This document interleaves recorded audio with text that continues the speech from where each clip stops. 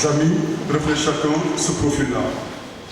M. Abdelkader Gaye est connu comme président de l'EMAT, Entente des mouvements d'association de développement. C'est également un éminent acteur culturel, je pourrais même dire un technicien du patrimoine, pour ceux qui connaissent son action par rapport à l'histoire et à la culture de Dakar et le rapport au développement. Donc, M. Abdelkader fait partie de nos intervenants, M. Abdelkader Gaye. À la droite de la présidente, de la directrice de la Fondation Sokossi. Nous avons également M. Babacar Diouf, à l'extrême droite, au centre-gauche, on va dire, parce qu'il n'est pas, c'est Marocain à l'extrême gauche. Donc Babacar Diouf est économiste à la base, mais acteur culturel, connu dans les médias, connu à travers la Fondation Ndefleng, donc acteur pluriel. C'est pas étonnant pour un Sérère, il sait se démultiplier. Enfin, mais comme on dit, l'aspect de liste, Samou Baro, qui a dirigé la troupe qui vient nous offrir la prestation que nous voulons suivre, donc juste de formation, mais connu surtout comme metteur en scène, et grand initiateur d'activités dans le monde du théâtre. Il y a une grande initiative en cours qui est en train de mener depuis plusieurs mois aujourd'hui au centre Frédéric Senghor de Dakar. Donc Mbalo également fait partie de ces experts, acteurs multicasquettes. Nous avons également dans la salle d'autres intervenants donc, qui prendront la parole après les conférenciers. Madame Aosso, présidente du collectif des acteurs du tourisme au Sénégal, qui est accompagnée par son collègue M. Kounta. Monsieur Marc Olena du Fonds africain d'archives pour la sauvegarde de la mémoire. Monsieur Elom Lotsi de DMX. DMX est un marché international de la musique installé à Dakar depuis quelques années. Donc, qui contribue à faire de Dakar cette plateforme artistique et culturelle. Et d'autres intervenants qui pourront, au cours des débats, prendre la parole. Donc, vous aurez compris que nous allons être télégraphiques. Donc, ça va être un tour de table. Ce n'est pas des conférences, c'est plutôt des échanges où chacun donne quelques idées, attend d'autres. Donc, ça va être un peu plus dynamique comme ça. Ce n'est pas vraiment le format de la grande conférence, c'est le format de la table ronde, même si on n'est pas en cercle, mais dans l'esprit. Donc les idées vont être circulaires. Alors je vais donner la parole en premier à Mme Lydia Tambi, puisqu'on est à Dakar. Non seulement on est à Dakar, mais à l'hôtel de ville de Dakar. Donc prenez-vous.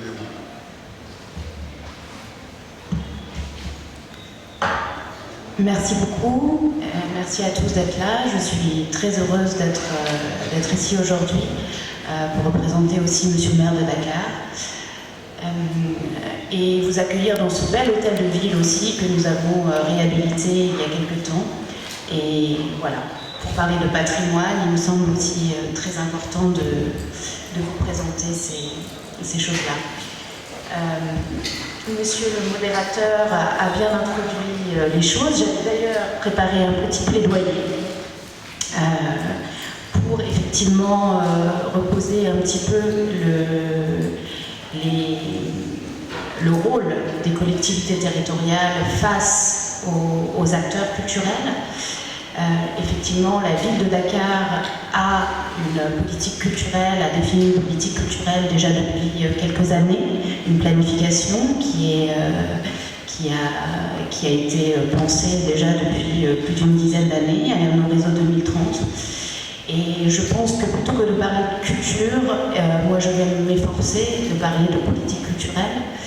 Et je pense que c'est effectivement le rôle de la ville de poser ces cadres-là. On est en 2023 aujourd'hui, le monde a beaucoup changé, le Sénégal aussi. Le 21e siècle est celui de la prise de conscience des conséquences dramatiques de la domination du monde par l'homme, dont les activités ont ruiné les écosystèmes, épuisé les ressources naturelles, atrophié la biodiversité, généré des problèmes mortels pour la survie de l'espèce, mais c'est aussi des démocraties affaiblies, en crise, qui sont le signal d'un malaise sociétal profond. C'est encore le temps d'une géographie humaine profondément transformée et l'expérience d'une révolution communicationnelle profonde.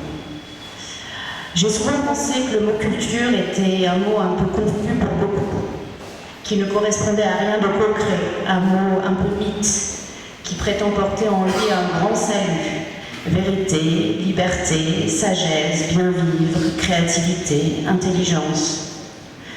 Mais il sait aussi évoquer chez moi des émotions conscientes ou non, liées à mon héritage culturel, parfois traditionnel et parfois un peu folklorique, parfois intime aussi.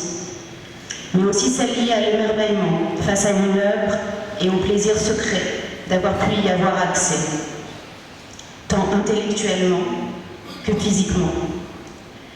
C'est aussi la claire conviction que ce domaine culturel dont parlait Malraux, nous l'avons apporté, que nous pouvons réellement le créer, celui du présent et du passé, à seule condition que nous osions tenter de le conquérir. Il faut, à notre sens, repenser et renouveler nos politiques culturelles. Nous avons la conviction que pour une prise en charge d'une nouvelle réalité spatiale, sociale, sociétale et économique, il ne faut plus mettre la culture aux marges des priorités publiques, mais d'en faire une priorité de politique publique. Promouvoir la culture pour penser et accompagner les changements de société, c'est introduire une forte rupture. Une rupture de cette sorte ne se résume pas à un credo idéologique. Elle suppose aussi de mettre en place des outils nouveaux, auxquels la ville aussi réfléchit beaucoup. Il faut aller vers une politique de la créativité et de faire qu'elle se transmue en créativité politique. Adopter une politique culturelle de la résistance, c'est aussi notre but. Les structures traditionnelles d'intégration sociale sont affaiblies, notamment avec cette nouvelle réalité du digital, reportant de fait sur l'action culturelle un rôle d'éducation, d'émancipation, de cohésion, et souvent hors de portée, et finalement un peu dangereux. Résister aux dérives terrifiantes du libéralisme et à ces géants de producteurs de rêves uniformisés, qui ne sont là que pour se faire de l'argent, et non pour grandir l'homme et la société. Travailler pour le vivre ensemble et les droits culturels. Nous parlons bien de droits culturels. Sortir du clientélisme politique et des actions décentralisées, venant directement de grands pôles urbains, pour proposer une véritable politique décentralisée en matière culturelle, en intégrant tous les maillages et acteurs, afin de rapprocher et de construire une unité territoriale. Penser des politiques de démocratisation de la culture, d'accès aux œuvres en parallèle de celles de démocratie culturelle, pratique, élaboration partagée, rupture du primat de l'art sur d'autres champs de la culture, refus d'injonctions hiérarchiques. Penser les industries créatives comme levier colossal de création d'emplois et de richesses. Pour résumer, et pour ne pas être trop long, puisqu'on m'a dit qu'il fallait être très graphique, la primeur à l'éducation, une approche territoriale des politiques culturelles, la protection des industries créatives naissantes, la démocratisation de la culture, qu'on appelle pratique, élaboration partagée, approche équitable des domaines artistiques, la démocratie culturelle, de l'accès à l'œuvre, une politique culturelle par la transversalité et la création potentielle d'un droit culturel. Merci.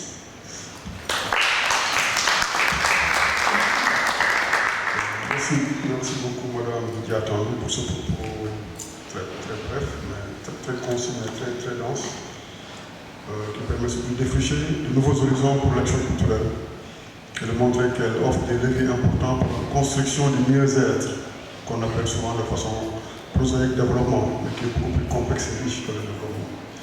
Alors, je donne la parole à Babacar, qui va faire une variation sur le même thème. Sanction de Saint-Luc. J'ai tout compris, monsieur le modérateur. Et je dois dire que, compte tenu du contexte national, je me suis intéressé à la culture comme vecteur de paix et de dialogue. Comment la culture peut favoriser la cohésion sociale, de vivre ensemble et l'inclusion. Sur le contexte national, nous pouvons toujours retenir que le Sénégal est un pays de diversité culturelle. Que ce soit par les terroirs, les ethnies, les histoires locales, les religions africaines et étrangères, les conflits, les langues, les expressions culturelles, etc. Il s'efforce de parfaire son unité nationale. Et depuis le début de l'indépendance, la politique culturelle du Sénégal est basée d'abord sur l'enracinement dans les valeurs du patrimoine et l'ouverture sur le monde extérieur et le futur. Elle se décline ensuite en lignes de force sur lesquelles structurent et se développent les programmes, les initiatives et les réalisations selon les triptyques suivants. La culture comme fondement et ciment de la construction nationale, la culture comme base, ferment et levier du développement, la culture comme source de rayonnement, donc composante majeure de la diplomatie et de la coopération internationale. Nous avons des acquis de la politique et des pratiques culturelles à préserver et à développer. Parce que nous avons pu avoir une certaine harmonie intercommunautaire et une paix durable sur plus de 60 ans, bâtie à la fois sur des valeurs traditionnelles et universelles partagées et un compromis nationaliste. Nous avons eu des figures marquantes, des initiatives majeures, des réalisations d'envergure et une créativité foisonnante qui ont fait de Dakar notamment une place forte de la culture en Afrique et dans le monde, notamment dans la période où le pays était à la fois producteur et chef de file. Un rayonnement international, sans rapport avec la taille, la démographie ou l'économie. Par contre, nous pouvons aussi constater qu'il y a eu des échecs sur l'administration inadaptée dans ses attributions, une centralisation excessive, une hiérarchisation et des mépris culturels, une frustration des périphéries. Et nous pouvons remarquer le conflit que nous avons au sud en Casamance. Dans un contexte de diversité non entièrement assumé, certains travers sont partagés à des niveaux et degrés divers par beaucoup de segments de la population. Cette orientation et d'autres facteurs ont abouti à une dévalorisation, une stigmatisation, une marginalisation des identités, des expressions culturelles, géographiquement, historiquement ou humainement éloignées de la capitale ou différentes des croyances et allégeances religieuses du monde. Une administration calquée sur le modèle occidental, chargée de gérer essentiellement les seuls aspects résiduels de la culture, les arts et lettres, à l'exclusion des rapports intercommunautaires.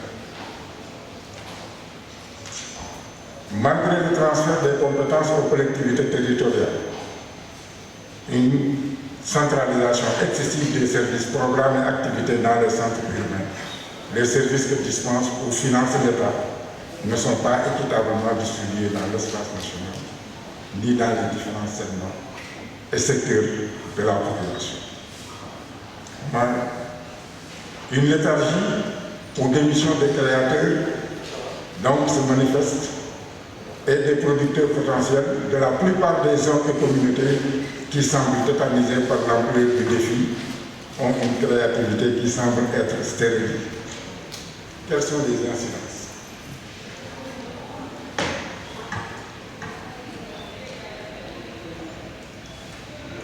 Au niveau de la créativité, des publics et des marchés, l'économie de la créativité montre que le commerce mondial des biens et services créatifs augmente annuellement depuis le début des années 2000, faisant de ce secteur l'un des plus dynamiques du commerce mondial. L'économie de la culture offre donc des opportunités de création d'emplois et de richesses. Le pays est particulièrement riche des ressources potentielles et potentialités culturelles. Pour en tirer les avantages, il faudra élargir la base ethno-démographique et socio-démographique de recrutement des professionnels, diversifier les sources de création, gagner et approvisionner davantage des publics et des marchés. Les travers déplorés défavorisent les expressions et les productions des créateurs ainsi que les publics dont les codes esthétiques, les pratiques culturelles et linguistiques sont éloignées des traditions historiques, religieuses et culturelles. Toutes les potentialités des patrimoines de toutes les communautés ne sont pas exploitées et valorisées. les thèmes de création sont limités, les disciplines ne sont pas suffisamment explorées. Les créations ne sont pas suffisamment diffusées ni commercialisées et des pans entiers de la population rurale et des périphéries, entre guillemets, sont ignorés. Autrement dit, un important marché et des publics potentiels ne sont pas alimentés en produits de consommation culturelle de leur choix. La création et la contribution, le partage et la jouissance des valeurs culturelles diversifiées procurent à tous les citoyens, le confort de ceux qui se sentent intégrés harmonieusement dans la nation. C'est la condition pour que tous et chacun se sentent bien à la fois dans leur tête et dans la communauté nationale. La culture comme facteur de rapprochement, de dialogue et de communion contribue à l'élimination des tensions latentes et des conflits et au renforcement de la cohésion sociale et de la paix, condition sine qua non du développement. Cette cohésion facilite en effet la synergie des décisions et des actions consensuelles qui permettent d'atteindre des objectifs de développement. Elle contribue à construire une nation sur des bases démocratiques et consensuelles. C'est prioritairement la reconnaissance de la dignité de chaque homme, de chaque communauté, de sa culture et de ses expressions et manifestations qu'exigent tous citoyens d'un pays que les pouvoirs publics ont le devoir de protéger et promouvoir. Les travers dénoncés ne permettent pas d'atteindre pleinement les objectifs. Un autre modèle est rendu possible grâce aux apports de chacun. Il convient d'en étudier les mécanismes et d'en renforcer les éléments culturels plutôt que de valoriser des monopoles, des hégémonies ou des exclusivités qui excluent. À une autre échelle, le traitement de la diversité des identités et des expressions culturelles au niveau national africain constitue par ailleurs un indicatif des aptitudes d'un pays à tenter et réussir des initiatives concrètes de type intégrationniste ou fédéraliste, voire panafricaniste. Le Sénégal, pour sa part, dispose des atouts incontestables. Au-delà du Sénégal, le défi majeur de l'Afrique est constitué plus de 60 ans après les indépendances par les graves crises et conflits à dimension culturelle et identitaire qui se multiplient et handicapent le développement et les efforts d'intégration. Les crises identitaires sont difficilement solubles et il faut plutôt les prévenir par la diversité culturelle, qui est un concept où s'entrecroisent la culture, l'économie, la politique et le droit.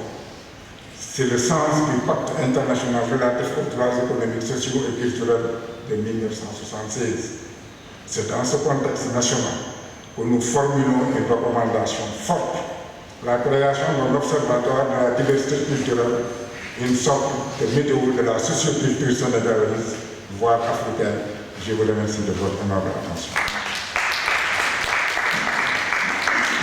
Merci Daouda pour cette variation, comme je disais, sur le même thème du patrimoine culturel.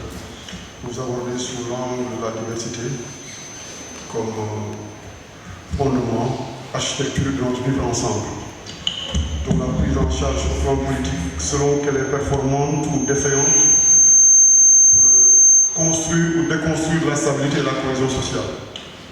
Donc la place stratégique du patrimoine immatériel qu'on ne voit pas, mais qu'on vit. Je pense que Abraham doit être très à l'aise sur ce registre du patrimoine immatériel, et de son rapport au matériel.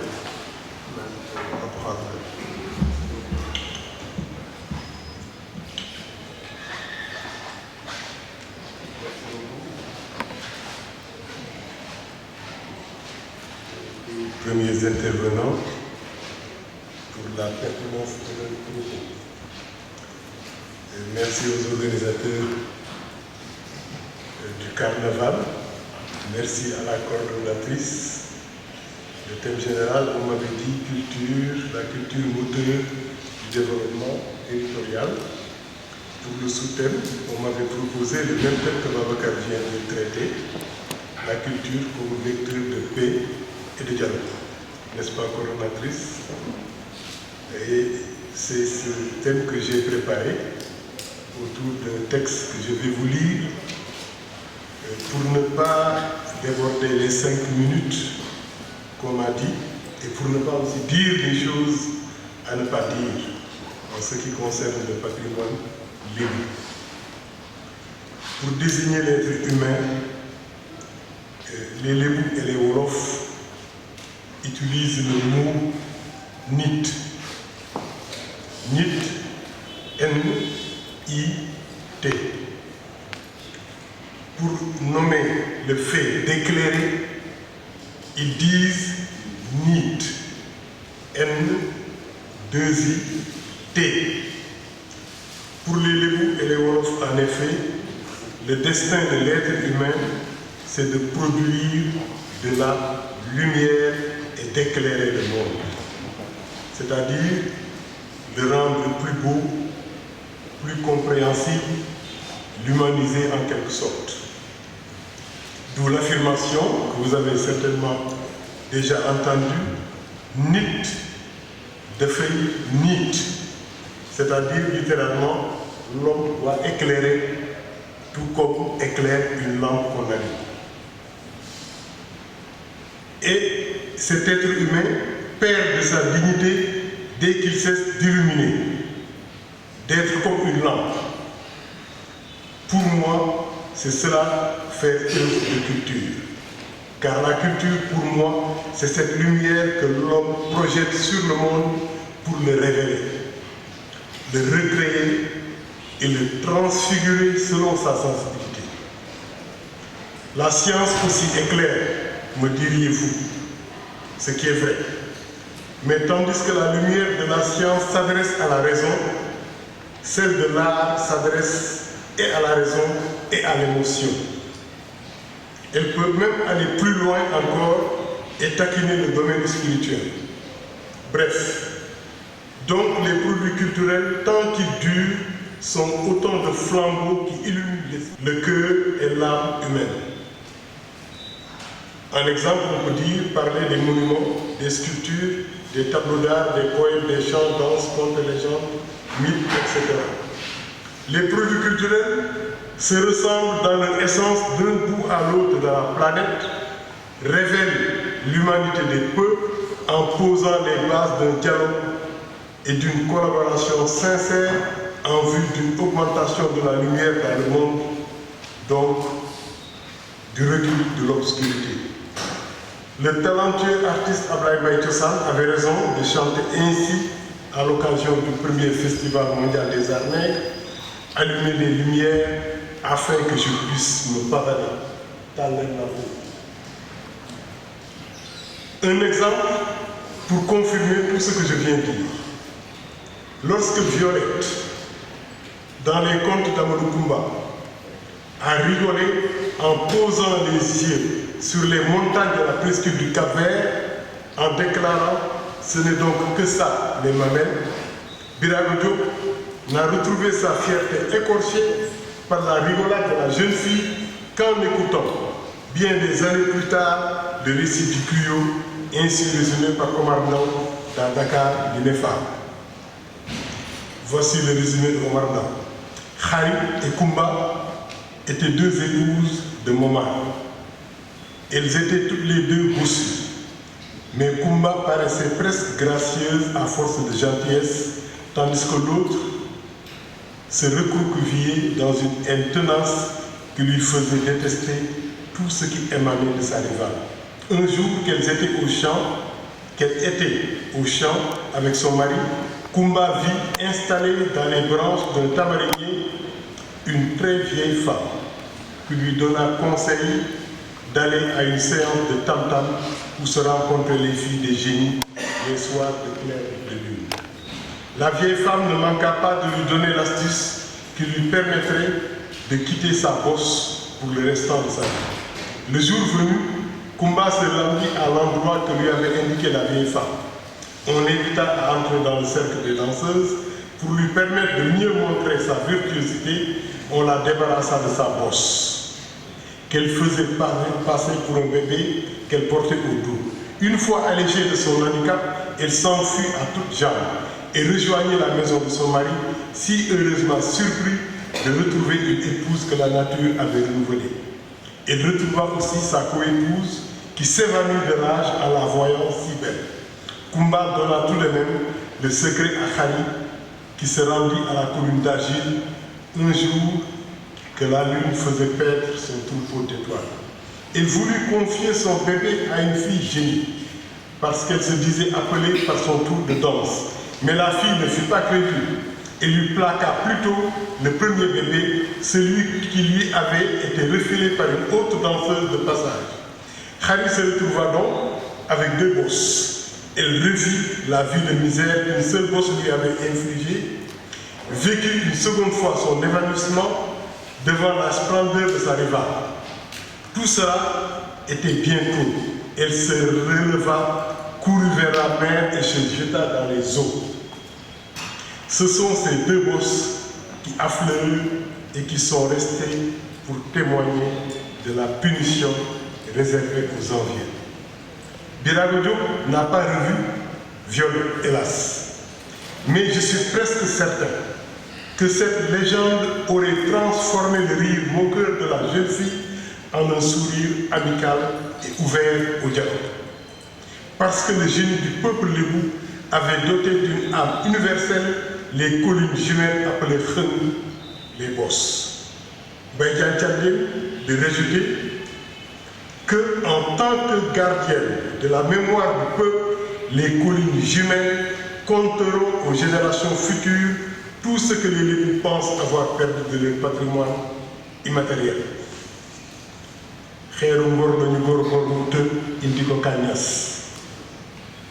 Ils ont tenté de casser le rocher de Ngor en vain, alors ils essaient de l'émietter. Et c'est cela la force de l'art et de la culture, créer des passerelles entre les humains, entre les peuples, entre les générations.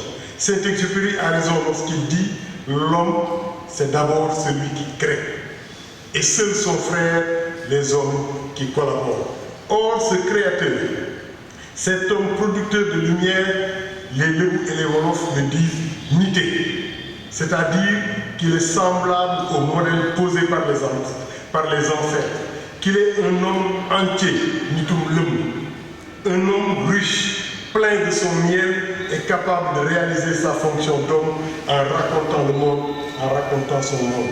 L'autre, son contraire, est dit rabais, c'est-à-dire semblable à un animal, parce qu'oublié de sa vocation et donc cheminant sur la pente descendante de l'humanité, c'est là qu'il retourne à la bête. Le premier charrie la paix, le second charrie le conflit. C'est pour maintenir la perfection du premier nommé, Nitkunité, que les Lébou ont institué le Gamou ou Naurabim, qui est l'occasion de faire le bilan comportemental de la communauté, de rappeler les liens de parenté entre les familles et aussi d'exposer en une sorte de foire les créations artistiques en matière de tissage, teinture, tresse, etc. Et les chœurs des femmes de chanter Gigamou, Koutignaoudé, Koutirafet, Manodou, Kissolobir. C'est-à-dire, à ce gamou, les personnes laides de mourront de honte, quant à celles qui sont belles, elles sont miennes, issues de mon ventre. Mais vous comprendrez qu'il s'agit là de la laideur et de la beauté morale. Parce que chez ce peuple, on peut accepter que les habits soient sales, que le corps soit sale, mais jamais on n'accepte la ternissure de l'honneur. Peut-être rappeler, avant de poursuivre, que traditionnellement, chez les Lébou et les Wolofs, l'art n'était pas un métier, que tous les hommes, tous les événements, toutes les activités étaient occasion de création artistique. La vie elle-même était un art. Chaque homme était une œuvre d'art. Je ne parle pas de la pileuse qui fait chanter son mortier, ni de la mélodie de l'avant-guerre. Il y a le collectif des associations artistiques pour le développement de l'art et dont est membre cette troupe que vous avez vu tout à l'heure présenter cette fresque historique. Et pourquoi la participation aujourd'hui du Théâtre national au carnaval, c'est non seulement élargir son champ d'action, son périmètre, je veux dire, puisque étant présente dans une dizaine de régions, cette organisation-là aujourd'hui a atteint un stade de maturité avec 1 millier de membres et plus de 80 associations culturelles affiliées. Et parler de l'art pour eux, les membres du TIADA, c'est parler d'un inconnu, d'une grosse incompréhension entre le monde amateur, semi-professionnel et professionnel.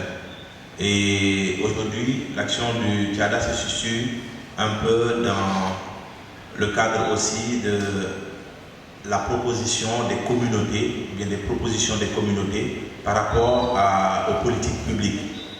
Depuis 10 ans, depuis 2013, cette fédération-là a mis en place un dispositif qui est d'abord un dispositif communautaire qui part des quartiers, qui part des villages, des endroits, des zones les plus reculées.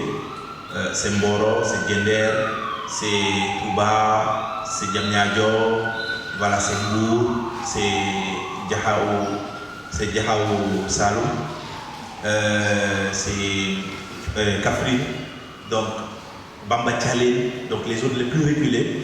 Et pour dire juste que cette fresque que vous avez vue tout à l'heure, nous avons au moins 9 à 10 localités différentes. Ils sont tous venus de ces localités-là aujourd'hui à Dakar pour le carnaval. Et c'est un peu l'action du TIADA. Comment mettre en avant le potentiel de chaque jeune Sénégalais et aussi comment porter ce potentiel-là pour en faire vraiment quelque chose d'économique, quelque chose de rentable. Pourquoi j'utilise le mot quelque chose? Parce que je n'ai pas, nous n'avons pas la même compréhension un peu du modèle qui est appliqué ou des notions d'industrie culturelle et créative. Ce que nous comprenons, c'est qu'il y a des actions à la base qui doivent être portées par les jeunes, surtout, pour maintenir la transmission avec les anciens, mais de l'autre côté, pour permettre à ces jeunes-là de pouvoir transformer tout leur potentiel en un génie qui aujourd'hui peut être vendu à l'international, mais d'abord au niveau local. C'est pourquoi nous avons mis en place un dispositif qui s'appelle l'École nationale de théâtre populaire pour partir sur la question de professionnalisme ou la question de l'emploi. Et cette école-là, c'est une école ouverte qui permet à chaque membre du TIADA qui a des connaissances aguerries dans un secteur de pouvoir renforcer d'autres membres du TIADA quelque part sur le territoire. Et donc ce modèle-là, l'École nationale de théâtre populaire, est un modèle unique au Sénégal, qui est un modèle d'échange et de partage, mais qui a permis aujourd'hui de pouvoir amener beaucoup de comédiens, de musiciens, de danseurs, etc. sur voilà, de gros projets. Et à partir de ce moment, je peux donner par exemple l'exemple du Diaraf de Gender, qui est un pur produit du théâtre national. Et à partir de ces fresques-là et de ces récits qu'on avait tout le temps dans les carnavals de Tchada, c'est à partir de ces compétences-là qu'il a été désigné Diaraf de Gender. Donc vous comprenez un peu la portée voilà, que peut avoir aussi ce genre d'action-là. Sur l'aspect économique, l'aspect profession, l'aspect créativité, ce que je peux apporter dans ce modèle-là, c'est qu'aujourd'hui, en réunissant 1 millier de comédiens dans tout le Sénégal, nous avons contribué à mettre en avant certaines communautés. On sait que le festival de Gender, qui est l'un des plus anciens du réseau TIADA, réunit chaque année plus de 400 personnes dans un petit village, le village d'India. Et pendant une semaine, ce village a vécu au rythme vraiment de ce festival. Et au départ, la notion de troc, qui était une notion très développée au niveau du Tchada, a permis de faire circuler différents produits du Sénégal vers une localité. En Mboro, ça a commencé, et au festival de Mboro, ce qu'ils faisaient, c'est que les gens de Toubab Diallo venaient avec du poisson, d'autres venaient avec du riz, etc. Et c'était des contributions parce qu'en réalité, nous réfléchissons sur un modèle qui sera indépendant des collectivités locales, un modèle qui sera indépendant vis-à-vis même de l'État central. Comment les acteurs vont pouvoir, eux, autofinancer vraiment leurs événements, leur production, pour pouvoir maintenir aussi cette authenticité-là qu'on a dans les terroirs. Et donc, c'est ce qui a créé ces modèles-là. Et si vous voyez aujourd'hui sur 22 festivals communautaires que nous avons au Sénégal, sur 22, aucun festival n'est pris en charge par une institution, ni l'État central, ni une collectivité, en réalité. Et donc, c'est-à-dire que les acteurs arrivent à se substituer vraiment à tous ces modèles-là qui existent pour mettre en place un dispositif communautaire, mais un dispositif solidaire qui permet au réseau de fonctionner. Et sur les 10 ans d'existence du Tchada, en termes de subventions publiques, nous n'avons reçu qu'1,5 million. Donc ça veut, pour vous dire un peu le fonctionnement. Et quand vous regardez un peu les différents arts qu'on a, autant le théâtre, le conte, la danse, les costumes que vous voyez là, c'est beaucoup d'investissement au quotidien. Chaque comédien fait cet investissement pour permettre au réseau de fonctionner. Et donc c'est à partir de cette solidarité-là qu'on met en place ce modèle-là du Tchada national. Et donc, de l'autre côté, il peut vraiment être perçu comme semi-professionnel, amateur, mais il reste dans une logique vraiment de la réalité du Sénégal et aussi du besoin qu'on a en réalité de repartir vers un esthétique qui est plus conforme à notre idéal.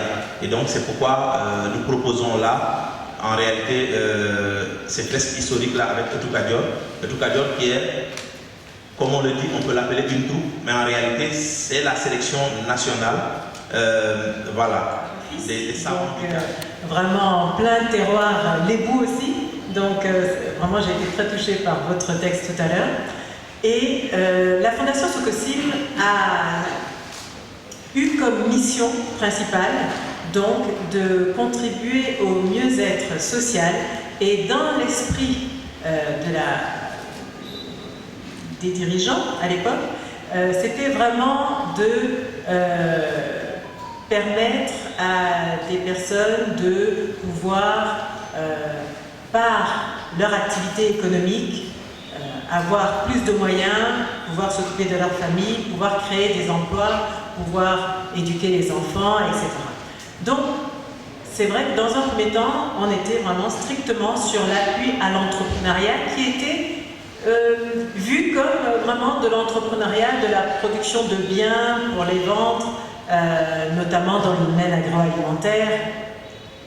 Et petit à petit, je pense que les dirigeants, parce que je veux dire, on parlait tout à l'heure du niveau politique, mais je pense que dans le privé aussi, la culture était un peu considérée comme un adjuvant, comme quelque chose un peu à part. Et petit à petit, je pense que les responsables se rendent compte que la culture, c'est ce que nous sommes tous. La manière dont on se salue, c'est culturel. Ce qu'on mange, c'est culturel. Comment on s'habille, c'est culturel. La culture, elle irrigue toute notre vie. Et comme disait M. Gaye tout à l'heure, c'est vrai que peut-être elle apporte cette petite lumière-là qui nous permet de vivre ensemble. Et comme le disait aussi M. Diop, qui nous permet aussi d'entretenir les liens entre nous. Lydia l'a évoqué aussi, cette richesse culturelle, ce qui nous habite, ce qui nous caractérise, c'est ce qui permet de cette altérité qui crée le lien avec les autres.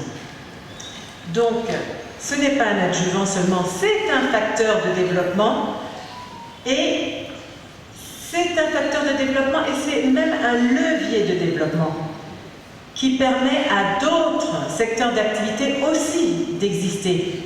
Fatou l'a évoqué tout à l'heure, je pense que c'est dans le plan Sénégal émergent qu'on a souligné que le tourisme devait s'appuyer sur la culture, parce que il est impossible pour des touristes de venir dans un pays et de retrouver exactement les mêmes choses par exemple, les mêmes hôtels standards, les mêmes divertissements standards et autres qu'ils vont trouver dans un autre pays. Pourquoi ils viendraient au Sénégal? Ils viennent au Sénégal parce qu'ils veulent être à la rencontre de populations qui ont peut-être un autre mode de vie, une autre façon de manger, une autre façon de s'habiller, une autre production, etc. Donc c'est vrai que c'est fondamental, comme vous l'avez tous rappelé avant moi, c'est fondamental de garder cette culture et c'est fondamental de soutenir les filières artisanales qui permettent de mettre en valeur aussi tout le patrimoine matériel, immatériel qui a permis à des générations et des générations de personnes d'être là aujourd'hui. Et à la Fondation Sococim, nous avons un intérêt et une attention particulière pour les sociétés économiques, mais qui valorisent ce patrimoine-là. Par exemple, je peux citer une société qui s'appelle Athènes, qui fabrique des tisanes avec des plantes locales, avec des fruits locaux, et sur la base de savoir-faire anciens. C'est-à-dire, cette jeune femme, c'est sa grand-mère qui faisait certaines tisanes dans certaines circonstances. Je ne vais pas les évoquer, mais il y a la tisane pour ce besoin-ci, la tisane pour ce besoin-là, etc. Il y a l'entreprise Farifima, qui est une entreprise qui produit qui fait des cosmétiques avec des produits naturels. Donc, elles achètent du karité.